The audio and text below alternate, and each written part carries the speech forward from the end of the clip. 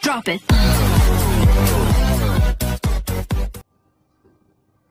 Assalamualaikum warahmatullahi wabarakatuh.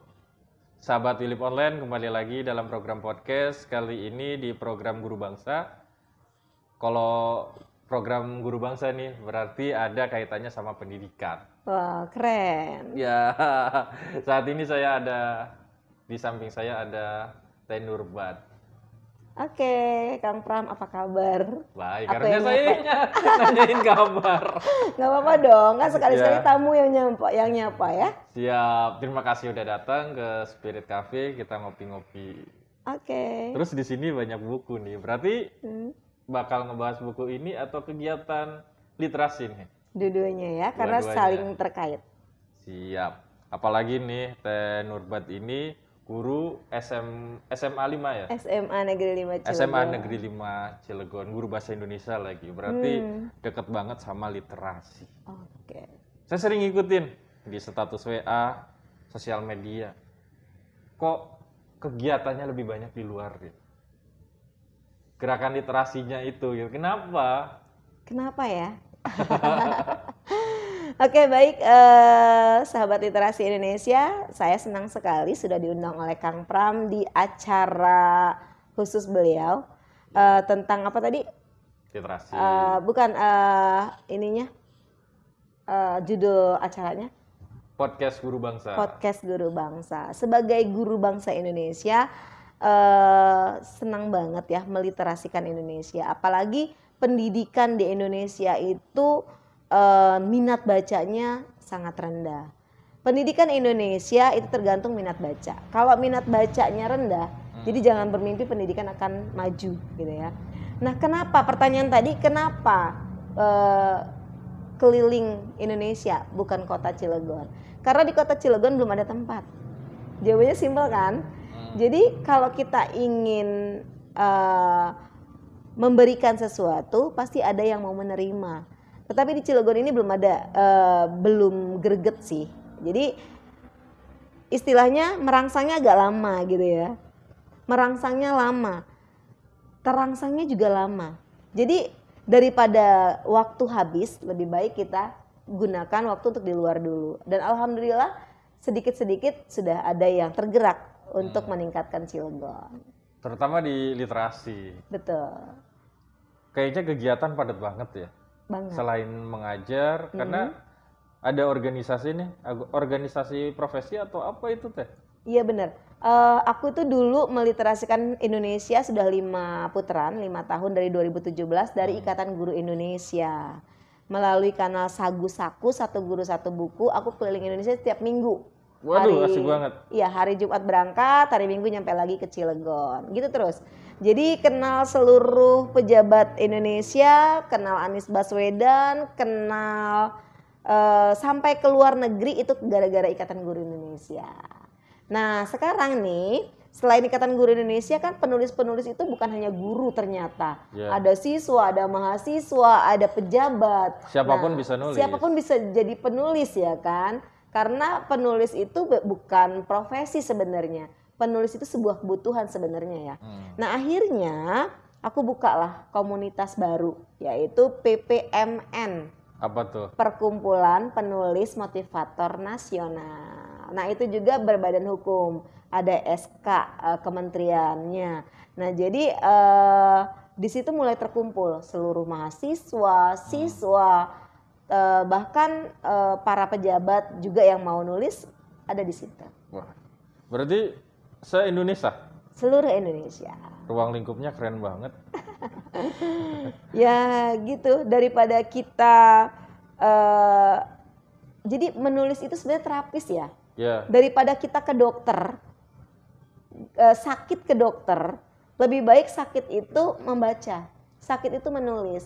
Aku tuh punya pengalaman nih Kang nih, selama jadi guru ya. Selama jadi guru itu pemirsa, pasti murid itu kan beragam ya. Ada murid yang autis, ada murid yang introvert, extrovert, bahkan ada yang nggak mau sekolah gara-gara broken home gitu kan. Wah, iya. Nah terus terapisnya gimana? Mau dimarahin, bakal kabur dong, ya enggak? Nah akhirnya terapisnya dengan cara menulis. Aku kasih aja handphone. Aku menulisnya nggak pakai tangan loh, pakai mulut. Terus dia suruh cerita apa yang terjadi dengan diri dia dan apa yang dia mau. Terus dia nulis blablabla. Ternyata karena dia sering menulis, mengungkapkan isi hatinya, akhirnya dia bisa rajin menulis. Kemudian dia baca, kok saya jadi track recordnya jelek ya. Akhirnya dia memperbaiki diri. Jadi ternyata betul, menulis itu terapi psikologis. Iya. Itu keren banget. Ya, karena kan ketika kita menulis secara otomatis membaca juga. Pada saat membaca itu kan harus memperbaiki nih mana yang harus diperbaiki, yang jelek, mana yang bagus, kayak gitu. Dan menulis dengan hati itu kan berarti kejujuran seorang penulis. Ya. Sering berarti. Sering banget. Jadi sekarang itu menulis itu bukan hanya untuk kalangan pelajar, tapi ibu-ibu rumah tangga pun banyak yang menulis. Banyak ya. Iya. Jadi aku tuh seperti dokter ya sekarang. Ibu-ibu yang mengeluh karena sering ditinggal suaminya, menulislah dia. Kita kumpulkan menjadi cerpen, gitu ya. Kalau cerpen terlalu lama gitu buatnya, aduh udah bete nih, udah ini nih. Akhirnya aku buatlah pentigraf, cerpen 3 paragraf. Nah kemudian guru-guru yang mau naik golongan susah gitu ya, karena nggak punya karya ilmiah, mereka males nulis. Nah akhirnya aku bilang menulislah sebelum namamu ditulis di batu nisan. Nah akhirnya mereka jadi semangat dong menulis. Menulisnya hanya best practice. Kemudian mereka sulit untuk menerbitkan buku. Aku sudah punya link penerbitan buku di mana-mana dan itu tidak berbayar, gratis. Akhirnya mereka banyak tuh yang menulis. Akhirnya naik golongan jadi mudah. Jadi sekarang aku jadi dokter dong. Dokter guru-guru yang mau naik golongan susah. Kemudian dokter anak-anak yang malas sekolah. Kemudian dokter emak-emak yang ditinggalin suaminya katanya selingkuh. Akhirnya suaminya takut dibilang selingkuh karena istrinya suka daripada upload status yang melo, mereka menulis misalnya gini, Ratri, ternyata kehidupan Ratri tidak semudah yang dia bayangkan. Setelah dia menikah dengan Pram, Ratri sering ditinggal oleh Pram. Keluar masuk rumah tetapi dengan parfum yang dia tidak kenal. Wah akhirnya suaminya sering baca itu cerita istrinya, jadi dia jadi potret diri kan, cermin diri. Suami jadi hati-hati lagi dalam melangkah begitu kan. Jadi ingat website layangan putus itu kan dari cerita juga kan, dari cerita seorang ibu yang kemudian ada produser film mungkin ya yang ngelirik, akhirnya difilmkan. Bener banget. Banyak banget dan jangan takut ini ya salah ketika kita menulis. Betul. Karena kan yang namanya revisi itu harus. Banyak termasuk mahasiswa saya nih. Ketika lagi menyusun skripsi dapat revisi dari dosen pembimbing itu langsung stres. Padahal revisi kan untuk kebaikan dia langsung gitu. Down gitu ya. Langsung down. Nah, ini mungkin sih komunikasi juga sama mental. Betul. Apalagi nih J.K. Rowling ya. Harry Potter. Itu kan berapa puluh kali tuh buku ditolak. Betul. Tapi ketika itu terbit Harry Potter sekarang, wah gila. Sudah dari kesalahan-kesalahan yang banyak menghasilkan sesuatu yang wah gitu ya, bukunya laris, bestseller di mana-mana, kayaknya sedunia kan, difilmkan. Sekarang J.K. Rowling jadi orang paling kaya. Padahal dia janda ya. Iya. Jadi keren ya. Nah itulah, pokoknya keren banget dengan menulis. Menulis itu sangat dekat dengan peradaban, ya enggak? Kalau misalnya orang itu menulis sudah pasti dia orang yang beradab, ya enggak? Iya. Sebagai contohnya mungkin jadi ingat pelajaran sejarah. Yang membedakan prasejarah sama sejarah adalah menulis. Tulisan. Prasejarah itu kan tidak mengenal tulisan. Ketika masuk ke peradaban sejarah ada tulisan. Ya kalau pengen jadi orang yang beradab, bagian dari sejarah harus menulis. Nah, jadi itu sahabat literasi Indonesia ya. Kita sahabat Wilip Online. Sahabat Wilip Online. Pokoknya kalau mau jadi orang yang beradab, menulislah. Begitu. Nah nih Kang nih, kan Kang Pram ini ya, eksis di dunia wartawan juga, jurnalis ya. Nah, mudah-mudahan nih banyak nih sahabat-sahabat kita yang tersentil ya, yang sudah mulai nakal-nakal gitu ya, suruh menulis aja supaya jadi alarm gitu ya. Iya, asik sih nulis itu. Setidaknya bisa mengungkapkan apapun yang kita lihat, yang kita rasakan, dan kemudian diolah ke kepikiran, imajinasi. Dan yang paling penting adalah hati. Menulislah dari hati. Iya. Ya. Jangan jadikan wartawan itu sebagai hanya profesi nulis saja, tapi sebagai proses latihan berpikir dan mengasah hati juga. Betul, mengasah hati juga, terus cerminan juga ya. Iya. Cerminan. Kalau proses kreatif, saya pengen nanya nih, proses kreatif itu membutuhkan waktu di mungkin ruang yang sepi atau tempat yang ramai. Kalau Tebat sendiri gimana? Kalau aku itu selalu memberikan teladan ke anak-anak murid, ke teman-teman sahabat literasi seluruh Indonesia, menulis itu jangan menunggu waktu luang, tapi luangkan waktu untuk menulis. Iya. Nah, waktu yang paling tepat itu waktu dini hari. Kalau aku sih ya, kalau kita berpanjang-panjang waktu di siang hari, itu waktunya tetap aja nggak dapat apa-apa.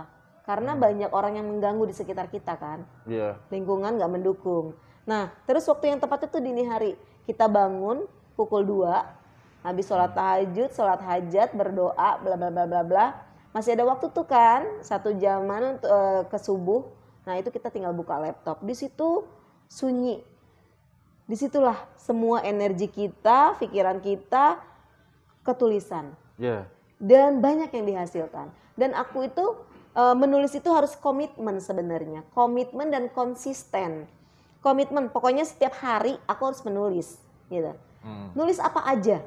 Tulislah apa yang kamu kerjakan dan kerjakan apa yang kamu tulis.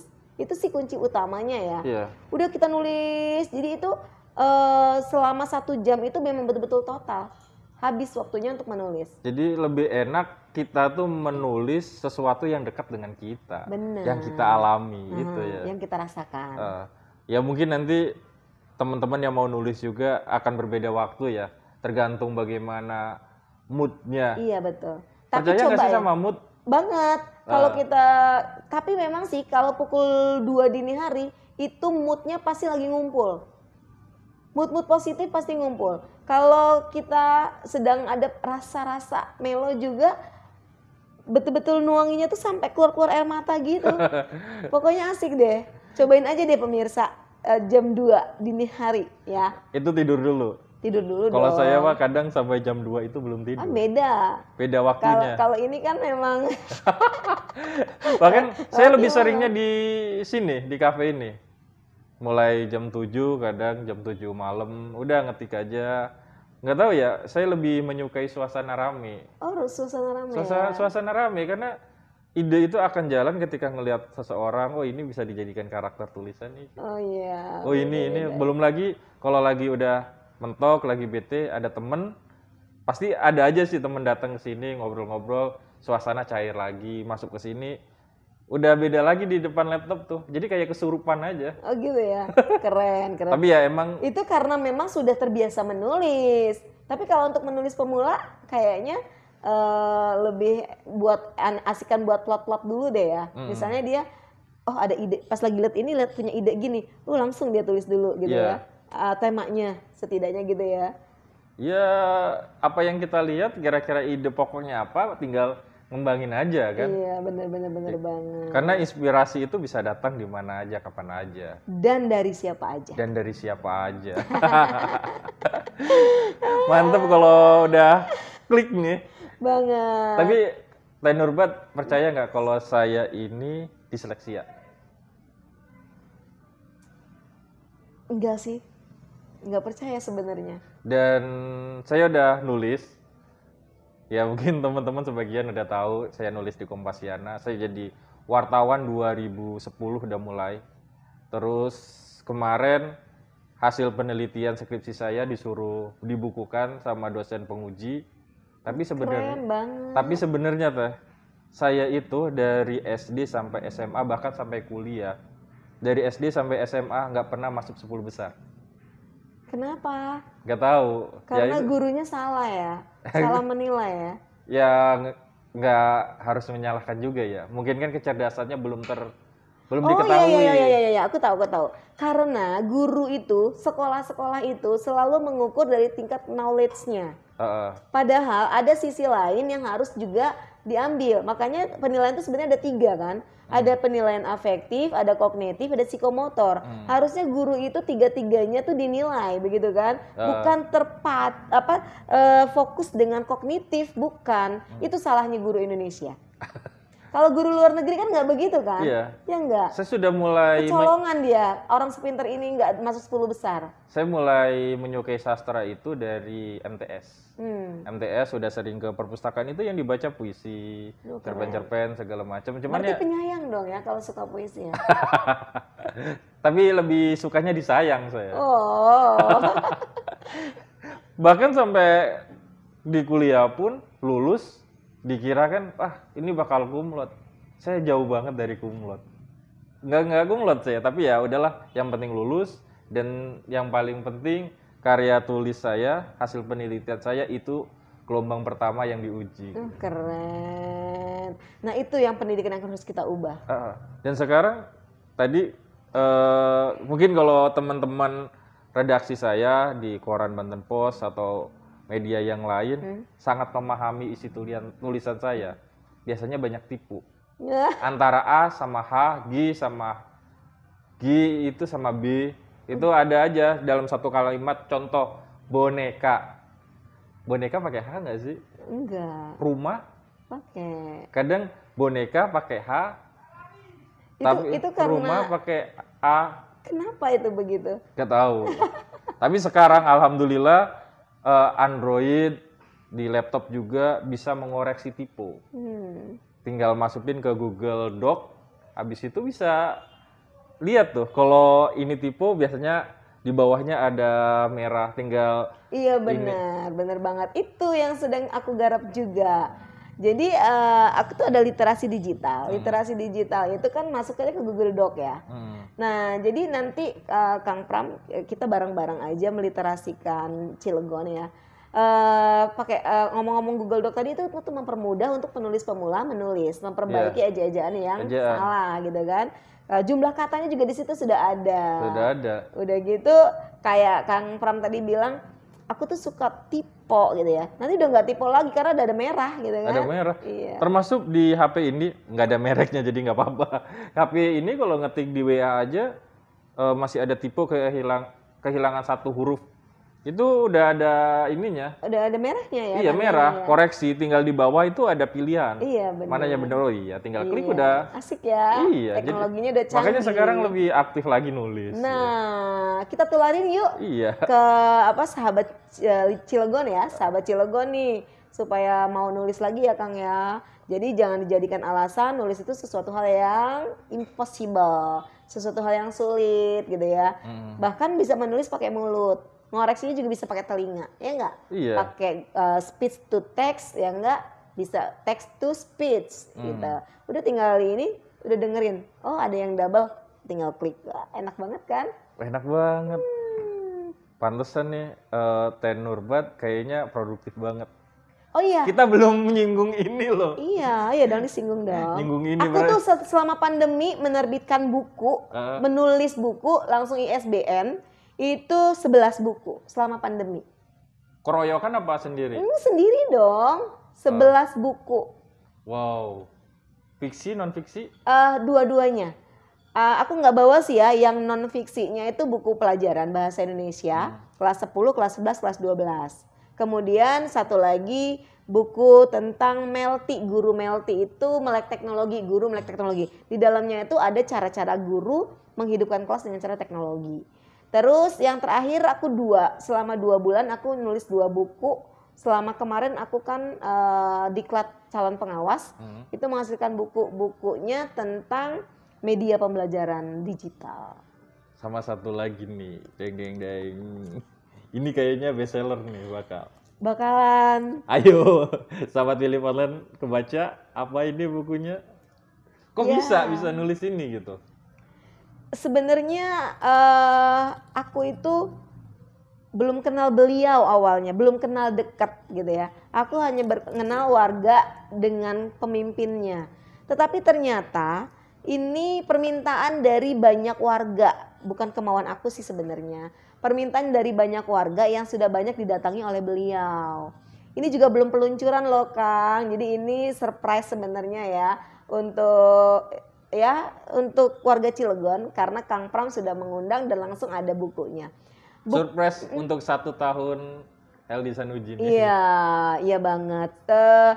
Ini sebelum 1 tahun beliau memang sudah banyak permintaan warga karena warga itu merasa diperhatikan. Selama ini warga itu kurang perhatian ternyata. Kita ini kalau kita memperhatikan orang lain sangat respect juga ya Kang ya. Jadi gitu. Jadi buku ini tuh sebenarnya autobiografi, biografi atau feature? Kalau feature sih lebih Ya? ke feature ya. Kalau biografi kan kita menceritakan utuh.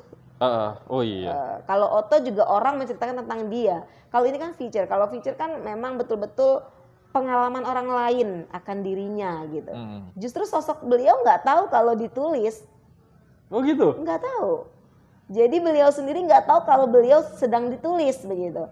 Tahu-taunya setelah para warga itu bilang, Kang kemarin Kang Sanuji kan, banyak kan yang dekat juga dengan beliau. Kang Sanuji aku boleh ya kasih testimoni. Ya iya aja kan beliau nggak tahu. Ternyata udah jadi 1 buku, kaget gitu. Makanya nanti kita kasih hadiah ya untuk beliau ya. Karena ini buku tentang Pak Sanuji Pentamarta ya, Wakil Wali Kota Cilegon. Di mata warga Kota Baja. Oh iya masih ada di mata warga Kota Baja, isinya berbagai kegiatan. Ini luar biasa sih karena Pak Wakil kegiatannya itu dari subuh, sholat subuh bareng sampai malam lagi. Betul, ciri khas beliau itu salah satunya adalah safari subuh. Subuhnya itu dari masjid ke masjid, apa nggak keren? Sampai pernah beliau tuh jual jasnya, jas kemenangannya dijual, coba. Untuk Palestina itu ya? Untuk Palestina, apa nggak keren kan? Pokoknya memang sampai orang-orang yang punya penyakit parah di pelosok-pelosok beliau datang loh. Apa nggak keren perhatian seorang pemimpin terhadap warganya tuh. Ada kesulitan nggak sih dalam menulis ini? Nah itu dia. Aku itu ketika menulis tentang Pak Wakil Wali Kota ini kok kayak ngalir begitu aja. Sampai lupa makan, lupa tidur. Karena saking di sini idenya berkaitan banget gitu. Terus tuh sampai nggak ada selah untuk berhenti. Mungkin tuh kemudahan karena beliau sering memberikan kemudahan pada orang lain. Mungkin gitu. Itu yang jadi inspirasi untuk menulis. Kita jangan bicara isinya dulu deh. Iya. Tapi proses kreatifnya biar sahabat Wilip Online, masyarakat Cilegon juga penasaran sama buku ini. Ya. Biar mencari. Banget. Cari biar nunggu aja. kapan di launching. Iya. Terus yang nulisnya dong keren. Apa bukannya nulisnya keren? Endorse-nya. Endorse-nya keren dong. Pak Anies Baswedan. Oh iya, testimoninya ya. Nah, testimoninya. Di sini ada Pak Anies Baswedan, Gubernur DKI Jakarta, terus Haji Andika Hazrumi, Wakil Gubernur Banten, Bapak Heldi Agustian, Wali Kota Cilegon, sama Profesor Ari Purbayanto, Ketua Umum Asosiasi Profesi Indonesia. Profesor Indonesia. Ini orang Kemendikbud ya? Iya. Oh iya. Iya. Kalau asosiasi ini Pak Ari ini atas Sekolah Indonesia Kuala Lumpur. Itu Pak Ari. Keren banget kan? Cuman ya kapan ini di launching? Kapan ya? Tunggu aja pemirsa. Pokoknya peluncuran buku ini bakal spektakuler. Wow. Karena didukung oleh seluruh warga Kota Cilegon, ya enggak? Nah, gimana sih seorang pemimpin yang memang diharapkan di Cilegon baru, modern dan bermartabat? Ya, salah satu untuk menciptakan Cilegon cerdas adalah dengan literasi. Oh iya, nanti kita minta ya, kepada para pemimpin Kota Cilegon untuk mengapresiasi Kang Pram nih yang sudah lama bergerak di bidang literasi juga. Aku soalnya suka ngintip-ngintip juga nih dari Wilip Online. Ternyata aku punya sahabat Helvi Tiana Rosa tuh sahabat aku. salah satu pengurus dari Lingkar Pena Cilegon ternyata Kang Pram. Keren Forum Lingkar banget. Pena. Forum Lingkar Penanya. Ya pernah ngejabat di Cilegon sebagai ketua dari 2014 sampai 2019. 2019. Oh, sampai menjelang pandemi ya. Menjelang pandemi, setelah pandemi itu kan ada vakum. pergantian kepengurusan. Tuh kan keren banget tuh. Ayo para pejabat Cilegon seluruh instansi deh di pemerintahan dukung terus ya literasi kita ya. Kang, aku punya mimpi loh, mudahan mimpinya sama ya. Apa nih? Mimpinya itu kepingin banget Cilegon tuh jadi kota literasi. Di setiap pusat keramaian itu ada pojok baca. Ya. Setuju nggak? Setuju saya. Karena selama ini kan TBM udah ada ya. TBM udah dibina, hanya saja hasil output dari TBM seperti menulis buku itu kurang. Oh, nanti ada aku bantu deh. Pokoknya aku bantu menerbitkan buku ber-ISBN gratis, nggak usah bayar. Dan aku akan adakan temu penulis seluruh Indonesia setiap tahun di Perpustakaan Nasional, 1000 penulis. Dan itu juga nggak usah bayar. Karena di situ banyak yang mendukung. Ada Balai Pustaka, Direktur Balai Pustaka itu juga temen. Kepala Perpustakaan Nasional Pak Sarif Bando itu juga kakak dan teman. Kementerian Pendidikan, Prof Nunuk, Dirjennya makasih banget, itu juga teman. Kemudian Kantor Bahasa Pusat, itu juga teman.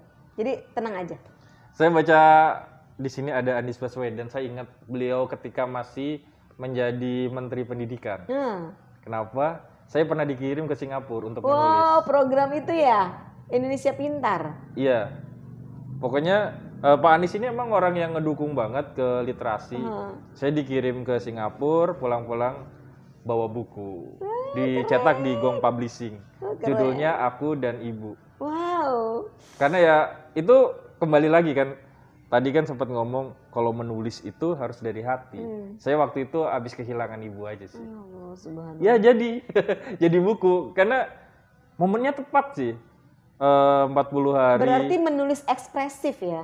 Iya, ya saya harus menulis tentang perjalanan di Singapura, bagaimana perjalanan di sana, terus kemudian emosional saya ternyata masih di Cilegon gitu.